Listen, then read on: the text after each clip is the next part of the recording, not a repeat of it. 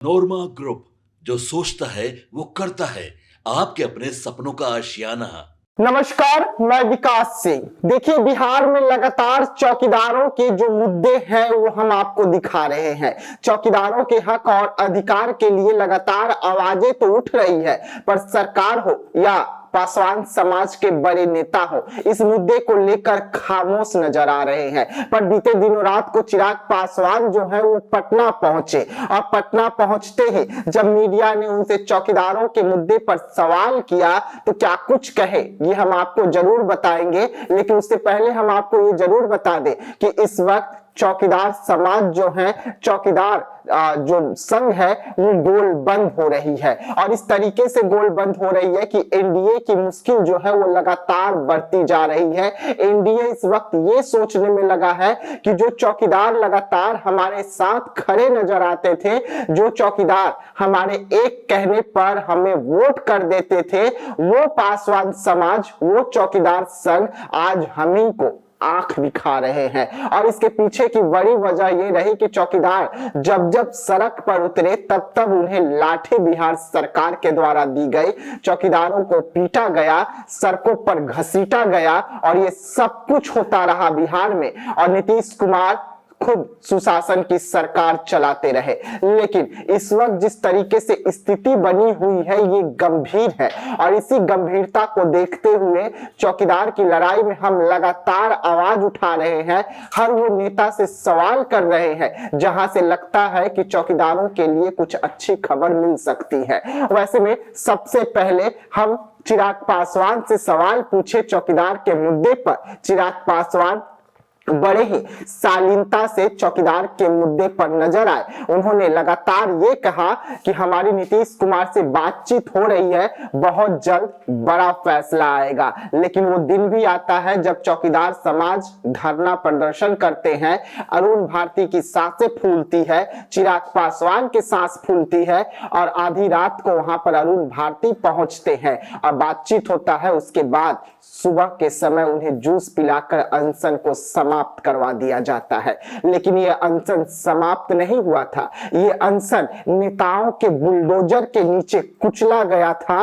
और यह अनशन उस समय धोखे से तोड़वा दिया गया था। लेकिन अब एक बार फिर से अनशन के और धरना प्रदर्शन के और चौकीदार बढ़ रहे हैं, और यही कारण है कि एक बार फिर से चिराग पासवान और उनकी पार्टी का सांसें जो है वो फूलने लगी है, उखड़ने लगी है, क्योंकि सवाल इस वक्त अपना कोर वोटर का है। और यही कारण है कि जब चिराग पासवान आधी रात को पटना पहुंचते हैं, उसके बाद जब हम चिराग पासवान से बातचीत करते हैं तो बड़ा आश्वासन जो है चिराग पासवान के द्वारा एक बार फिर से दिया गया है। हालांकि बीते जब अरुण भारती का बयान आया था चौकीदार के मुद्दे पर, तो उन्होंने ये साफ तौर पे कहा था कि मुंबई में जो कार्यक्रम हुआ है उस दौरान भी नीतीश कुमार से चिराग पासवान का इस मुद्दे को लेकर बात हुआ है, धैर्य बना कर रखिए, सब कुछ सही होगा। लेकिन एक बार फिर से चिराग पासवान ने बड़ा बयान दिया है। चिराग पासवान ने साफ कहा है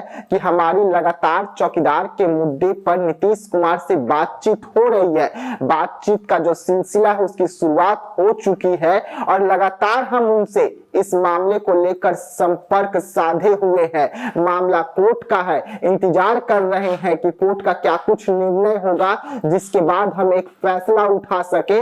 अगर हम कोई इस वक्त फैसला उठा लेते हैं, फैसला कर लेते हैं, और कोर्ट का निर्णय कुछ गलत निकलकर सामने आ जाता है, तो एक बार फिर से हमें बड़ी फैसला जो है वो उठाना पड़ सकता है। और इसी वजह से नीतीश कुमार, चिराग पासवान और उनकी पार्टी और बिहार सरकार जो है इस वक्त नजर बना के कोर्ट के और देख रही है कि कोर्ट का क्या कुछ डिसीजन निकलकर सामने आता है। लेकिन अब इसके पीछे कितनी सच्चाई है ये तो पार्टी जाने, ये चिराग पासवान जाने, नीतीश कुमार जाने। और अगर ऐसा हो रहा है तो चलिए ठीक है, कोर्ट का निर्णय कुछ ही दिनों में आ जाएगा, उसके बाद नतीजा क्या बिहार सरकार का आएगा ये भी देखने वाली बात होगी।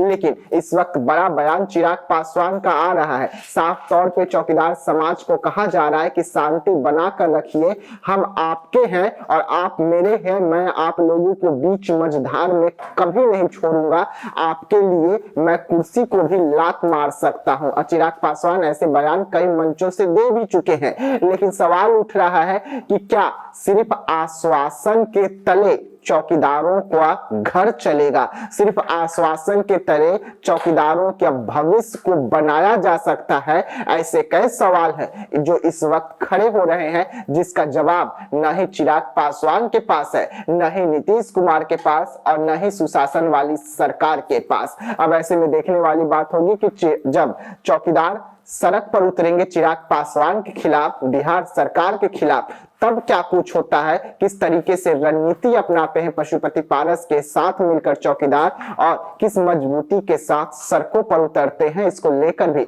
बैठकों का जो सिलसिला है वो चौकीदार और पशुपति पारस के बीच में शुरू हो गई है। तो ऐसे तमाम खबरों के लिए रहिएगा हमारे साथ, दीजिएगा इजाजत, धन्यवाद।